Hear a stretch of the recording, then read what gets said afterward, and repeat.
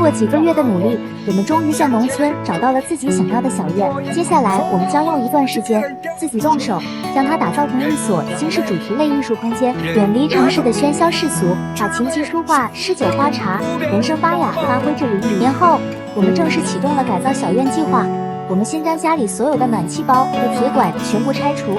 通过大家的推荐，购买了博士牌角磨机，质量没的问题。依次拆除了茶室、大厅、卧室等地方。前期我们没有人字梯，采用凳子落凳子方式，将高处铁管拆除。主要是我们的家里层高4米，有点小高，角磨机的使用我们是越来越娴熟。我们需要拆除家里搭建的隔扇，其实就是隔断的意思。我们当地老家称呼为隔扇。老房子已经接近30年了，当时的隔断木结构完好无损，老房子的木结构都采用榫卯工艺，质量非常结实，所以我们只能破坏性拆除。这间将来还是要保留厨房的功能性，30年的老火灶台，下期就要说拜拜了。继续拆除，今天主要拆除土建工程，上期提到的土灶，这次将它爆拆。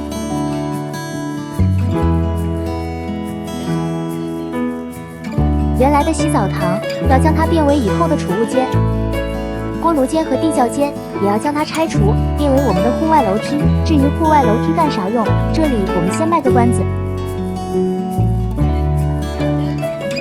这就是拆除后的样子，明天我们就接上一期。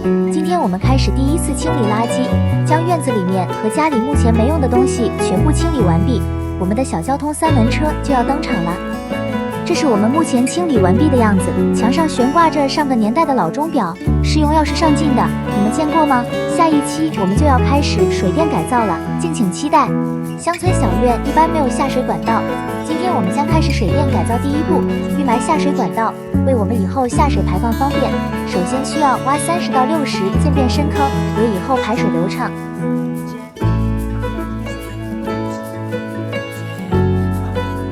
30年的房子，时间的沉淀加上气候条件，当时挖坑时，上面会有30公分的冻土层，很难处理。家里内部需要先将地面切割，最后电锤打掉水泥层。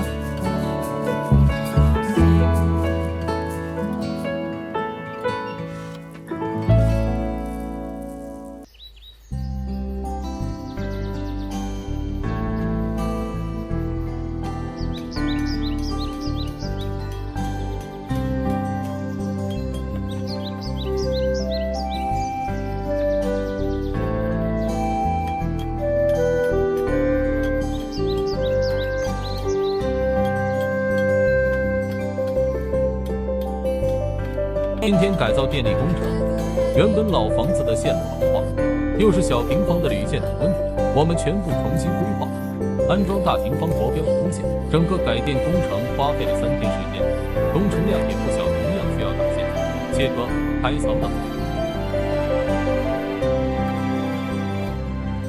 当时气候有点冷，冻得我们没办法，最后只能支起来小火取暖。下期关于小院儿水电改造中问题给大家分享一下，最后展示部分水电改造效果。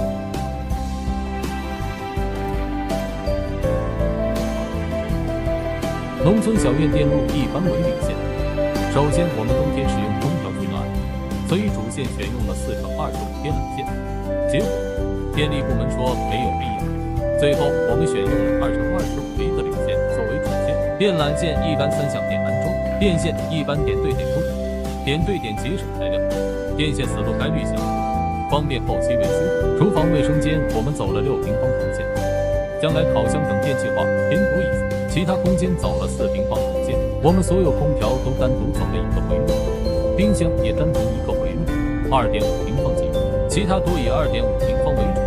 灯线选用1.5平方孔线。我们在安装开关插座时，开关离地135厘米，普通插座35厘米。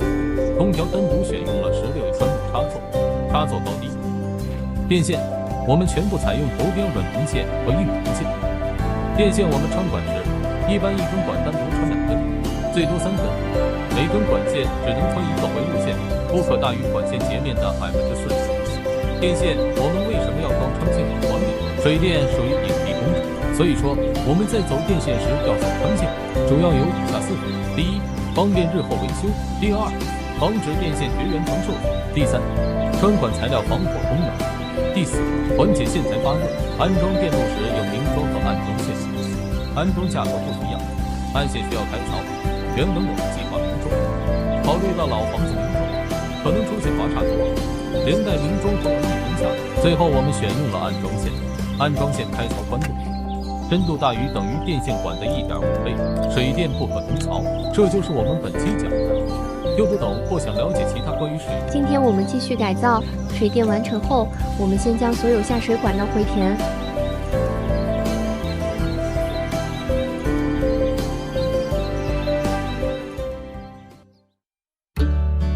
回填结束之后，我们开始了第2次清理垃圾。先将拆除下来的墙体垃圾清除。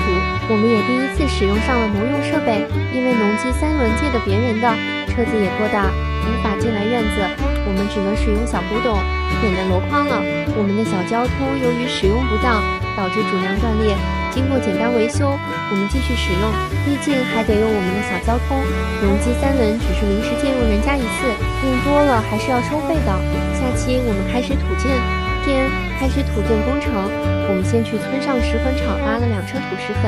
我们雇佣人家的农机3轮，土石粉没多少钱，运费着实有点小高，1车运费等于2车土石粉的价格，所以我们拉了2车后，果断放弃了。准备材料好以后，我们开始把拆墙的旧砖重新垒住了不需要的旧门洞。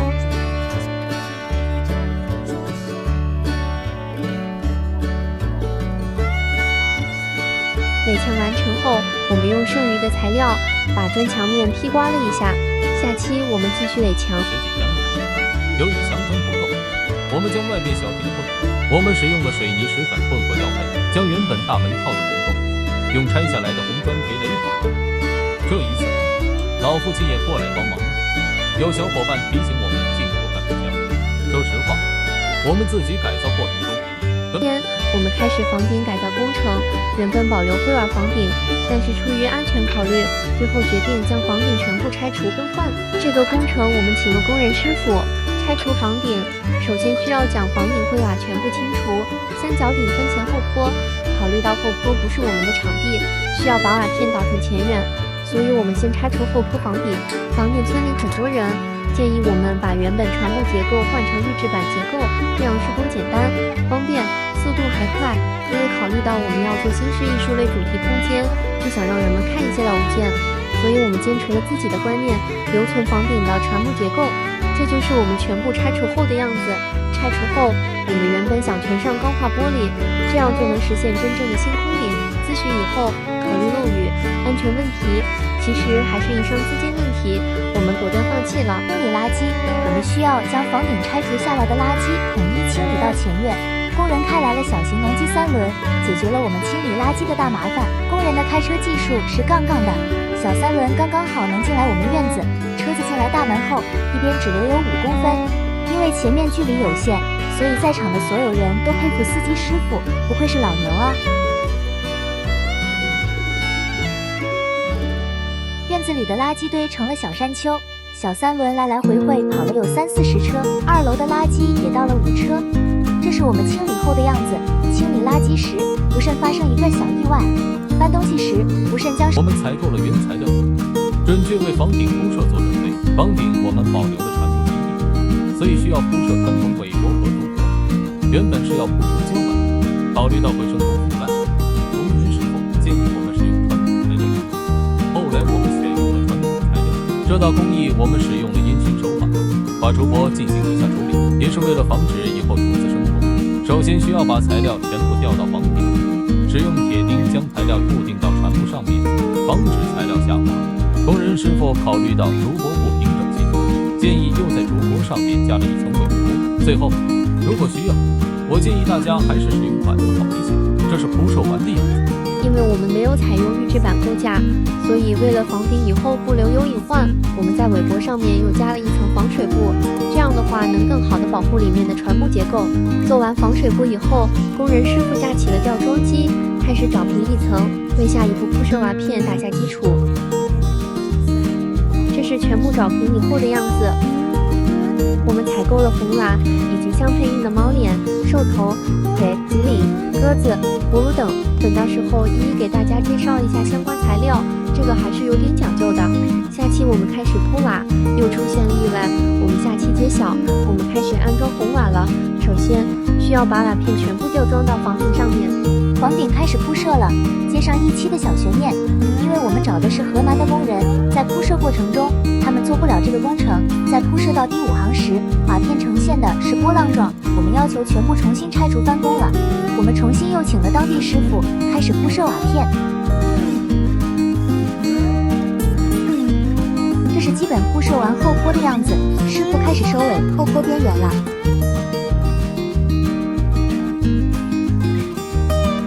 后坡全部铺设完毕，明天我们开始安装房顶最重要的脊领、猫帘等物件，详细再给大家讲解一下相关物件数。我们开始安装房顶上相关，我们已经将房顶正脊安装完成。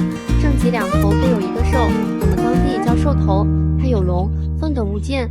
正中安装有，再安装的是垂脊，垂脊是由红瓦和钩上就要合口了，这就是房顶最后铺设好的样子。这就是房顶相关物件及房顶样式的讲解。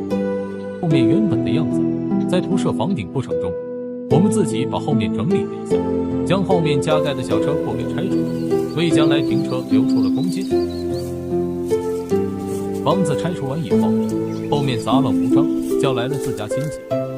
首先把后面一些无关紧要的全部锯倒，在老父亲的帮助下，我们又请来了大型设备，装载车师傅。为了把空间留大一些，把一些废土往里面处理了一下。因为场地不是我们的，原本计划收购，主家不给，后来说把场地全部清理干净，但是主家不允许，不知道主家怎么想，大家可以留言猜测。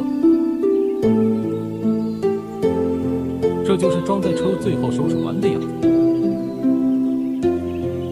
装载车完毕以后，发现靠近房子墙根无法处理，我们又找来了挖机，把推土机无法解决的问题给全部处理完毕。房顶完工以后，我们又采购了石粉水泥，对院子里面的墙面进行了修补。我们把原有30多年的老瓷砖全部处理掉，结果工人师傅说，空鼓脱落地方全部处理一下，没有空鼓地方可以保留。处理完毕以后，我们开始在墙面挂网，挂网的同时用抗裂砂浆找平，为我们下一步做好基础。抗裂砂浆这个材料，我个人感觉还是挺好用的。从字面意思理解，首先材料可以防止开裂，其次材料速干，再次可以直接在抗裂砂浆的情况下直接劈刮地子。这就是抗裂砂浆全部劈刮完毕以后的样子。大门口我们也进行了处理，我们要换窗户，这是原来窗户的样子。由于窗户保温性不好，我们全部拆除原有木质窗户，但留下了木窗的窗扇，供我们后期改造使用。换窗户时，当时正好下雨，没能留下相关影像资料，只能最后安装好以后拍摄了一下。窗户全部采用断桥铝合金门窗，我们都保留了大窗户，但是老板人特别好，把大窗户全部给我们换成了钢化玻璃，而且没有加钱。有需要的可以和我联系啊，推荐给大家。外墙面我们也进行了腻子劈刮，我们将整个院子全部劈刮成白色。其实在村子里还是很特别的，没有人家是白墙，有的也是瓷砖。这是全部劈刮完以后刷了外墙乳胶漆的样子。门口的照壁我们会手绘一幅，大家可以提点建议啊。我们又把大门口的地方整理了一下，把原来堆放杂乱的场地全部重新做了规划。我们自己也学会了农用3轮车，之后也成了我们的主要交通工具。我们还保留了门口石，这次老父亲又来帮助了我们，一起和我们把小围墙给垒好。垒山墙时，这个有点难度，让工人师傅帮助了我们，专业的肯定是不一样，特别是最下面一层，人家用大型石给我们全部加固，防止坍塌。剩下的部分，我们自己收了尾，最后平整了以后，我们也种上了西红柿。今天已经过去2个月左右了。我们在做完室外工程以后，转入室内工程。首先，我们把前面以前的仿瓷涂料全部给刷水铲除。我们也叫来了我们的小伙伴一起开工。我们也买来了墙布，把整家全部刷了一遍墙布，来防止墙面空鼓开裂。我们开始了第1遍腻子，整家我们选用了防水腻子。其实很少整家使用防水腻子。第一遍我们后刮了一遍，是为了后面打磨做基础，但是不能太厚，太厚的话容易开裂。我们的腻子坯刮了2遍，没有全屋挂网，只是在水电开槽处等重点部进行了挂网。第一遍腻子刮完干了以后，我们开始了打磨。打磨我们全部使用了手工打磨，我们使用的240目砂纸打磨，320目打磨的话会更精致一点，但是会比较费劲一点，180目的话会比较糙一点，看大家的选择喽。手工打磨的话会细腻一点，机器的话不是很好控制力度，但是机器确实是快很多。如果打磨是阴天的话，房间光线暗一点，效果会更好点，很容易看清是否平整。这是我们打磨完以后第2遍整家披刮腻子，和小伙伴们一起3管齐下同时开工，速度会更快，大大节约了时间。大家选腻子时一定选用环保认证的名牌，绝不能使用3无产品的腻子。好的环保腻子粉只需要加清水即可搅拌。亲戚在砖窑上班，所以我们挑选了一些红色的好砖。砖厂没人装车，一般都是自己装车，于是我们也开始了自己搬砖，真正成了搬砖人。买回来红砖以后，卫生间我们想做了半开放式，所以只垒了矮墙。床我们做了榻榻米，但是为了节省成本，我们用了砌砖方法，结实度肯定没有问题。有想节省成本的可以咨询我们啊。邻居家有3只大鹅，小伙伴一心就想吃个铁锅炖大鹅，后来我们就在院子里垒了一个柴火灶。为了美观，我们里面多用了以前留下的耐火砖，外围加了一圈新买的红砖。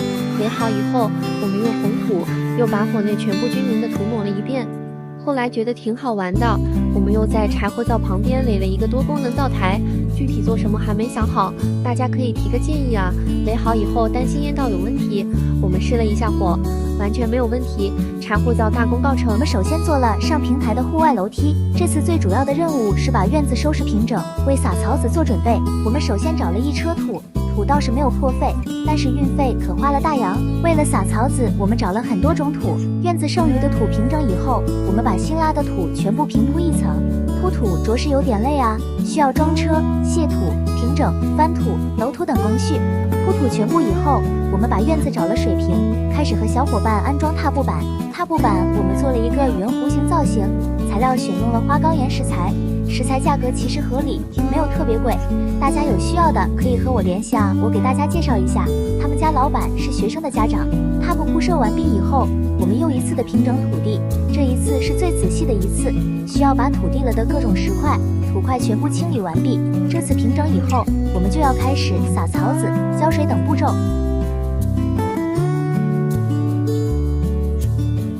最后全部弄完以后，我们把土地撒了1遍水，为了草籽顺利成长，需要连续1周保持湿润。如果有沙土的话，可以在草籽上面薄薄的覆盖1层，效果会更好点。为了省力，我们买了自动浇水装置。我们开始木工工种，借来了气泵，采购了气锭和钢排锭，为之后的榻榻米做好准备。我们首先打了线，找了水平，现在地面打了靠背的骨架。骨架我们选用木龙骨，木龙骨有几种规格，我们选用了中等价位的。木龙骨的价位主要取决于木头的选材，一般有椴木、松木、杉木等木材。我们在选购木龙骨时要注意这几点：第一，木龙骨必须平直，如果弯曲的话容易掉漆变形。第二，表面有木材的光泽，如果巴结硬，我们在使用钉枪打钉时就不好操作，容易打断木方。第三，木龙骨上没有虫眼，虫眼是蛀虫的藏身之处，用了以后将来会带来很大的麻烦。打好骨架以后，我们把骨架固定在墙面上，在骨架上面又加了1层榉木的木工板。木工板我们选用了好一些板材，木工板和红砖的安装方式，我们也是尝试了几种。钢排锭容易把红砖打破，最后用了结构胶和云石胶混合加固了木板和红砖。这是最后我们做好的简约式榻榻米，我们也安装了灯带。有需要我们这种简约式榻榻米的，可以留言咨询啊。使用了软吊顶，吊顶前我们先把灯带安装了一下。我们使用的灯带都是网购的，选了些亮点的3排灯珠。这是我们先安排好灯带的样子。灯带安装完毕以后，我们开始吊顶工程。吊顶我们选用了尾帘，其实就和我们前面提到的房顶尾波一样的，只不过是大小号的差距而已。我们先将买回来的尾帘裁剪成60公分左右的宽度，这样正好7段把我们的房间全部给做完。安装过程中，我们把我们剩余的木龙骨刷了乳胶漆，固定在了顶面上，使用细铁丝将尾帘悬挂于半空中，这样正好把我们房梁给包裹在尾帘当中。活动区这个吊顶，我们整整用了2天时间才完成了任务，最困难的就是最后一条，很难操作。这是活动区最后完成的效果，不知道大家认为怎么样？我们还是很满意的。房间的吊顶我们换了一种方式，我们选用了防腐木和尾帘。防腐木买回来以后，我们把防腐木打磨光滑，刷了2遍清漆，防止野后生虫。由于房间在干活过程中忘记留下影像资料，只能给大家最后展示一下完成的样子了。房间的造型做了3角房顶的设计，下期我们讲解偏房。这次我们主要针对偏房做一下吊顶，一个是我们的厨房，墙面我们全部上了护墙板，顶面使用了铝扣板吊顶。我们又了解了市场，采购了相关吊顶材料。这次主要是青钢龙骨吊顶，这个是我们以后的会客区。这个吊顶我们使用了生态木材料，踢脚线我们尝试了防腐木，发现挺好看的，我们就全部使用了防腐木。这是厨房晚上开灯以后的效果。大家如果有想了解材料市场价格的，可以留言私信我啊。我们把榻榻米留下的板材做了厨房的吊柜和橱柜。小伙伴说我做的橱柜给做高了，其实不是做高了，我是按照人机工程学原理做的，只是下料时没有考虑到板材厚度，导致做出来的橱柜就高了一部分。我们打好橱柜和吊柜后，又把卧室的木地板给铺了。木地板我们选用了中等价位的，也是朋友推荐的，有需要的朋友可以和我联系啊。厨房收拾好以后，我们把厨房的开关插座全部安装好。这样的筷子，我们没有选用单独的燃气灶等，购买了集成灶，它可以节省空间，也可以节省一部分费用。我们的集成灶是火、油烟机、蒸箱、烤箱、消毒柜一体机，这样我们以后会方便很多。关大门以后，我们以前留下的老门箱给重新翻修了一下。以前柜子不知道用的什么油漆，我们购买了除漆剂，把原本的酒红色油漆给去除掉。去除了以后，全部重新打磨。首先用砂轮打磨，后来用各种木梳的砂纸打磨，最后用的2000木砂纸打磨完毕，效果还说很不错的。打磨完以后，我们清理了灰尘，刷了葡萄木色的家具。歇了一段时间，我们计划把平台栏杆和楼梯栏杆全部给恢复，这样我们就可以坐在露台喝茶。我们先用水转在地面上打了印，为栏杆的主杆定位上。考虑到安全的问题，我们选用了3×5的2.0厚的框架，这就是主框架做好以后的样子。在此基础上，我们又把里面的护栏给切掉了。护栏我们2×2的方法，每根进水6天份，防止小朋友发生危险。为什么会提到小朋友？这里先留个悬念，之后我们逼死。最后，我们刷了油漆，加固了护栏，我们的露台护栏就大功告成。我们开始接灯。首先，我们支起了脚手架，我们的灯具全部都是网购的。门厅我们选用了吸顶灯，简约而又不失典雅。大厅我们选用的是圆球灯，配合我们的吊顶，显得格外好看。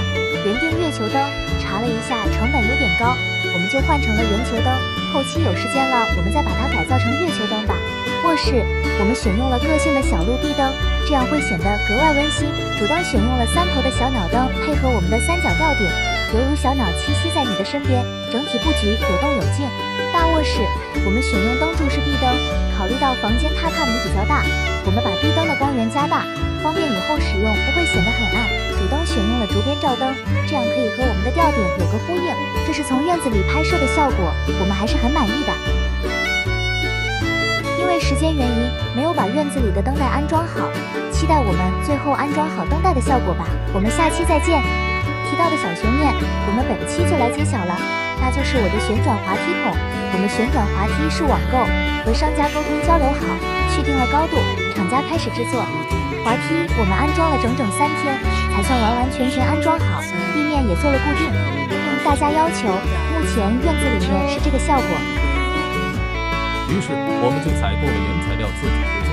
我们把之前焊楼梯留下的方法使用起来，又去刚才市场购买了一部分用新方法，两者结合就开始了我们的制作。首先下好料，同样遇到了之前的问题，没有出去方法的后果，导致架子宽了2公分。架子焊好以后，我们打磨了所有的焊点，顺便检查了是否有锯块。我们把书架喷了黑色，固定安装在墙面上。安装完以后，我们按照图样买了欧松板。我个人还是挺喜欢那种板材，是因为有一定的肌力。在现场，我让师傅帮我们都切割成了我架子的宽度，这样的话方便后面我自己制作。量好尺寸，我们就开始制作了。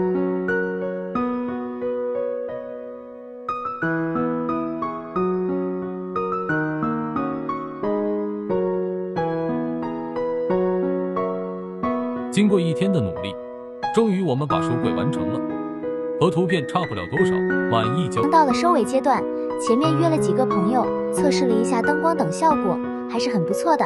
接下来我们就是废物利用的过程。这期我们将改造一张桌子，桌面利用老门扇，桌腿我们把剩下的废暖气管进行了重新切割和焊接，这样的话我们就把桌子的架子给焊接好了。其实后来我才发现，电焊确实是个好玩的东西，有的时候没事也想干2下，就是单纯的喜欢。我还把剩余的废房管焊了4把小板凳，我本人做的就是自焊小板凳。架子焊接以后，用钢丝轮把架子全部打磨了一遍，一是原来的银色不好看，二是防止生锈。桌面我们也经过了几轮不同木数的打磨，最终完成。欢迎大家前来喝茶。我们下月前我们定制的2个房间门制作完成。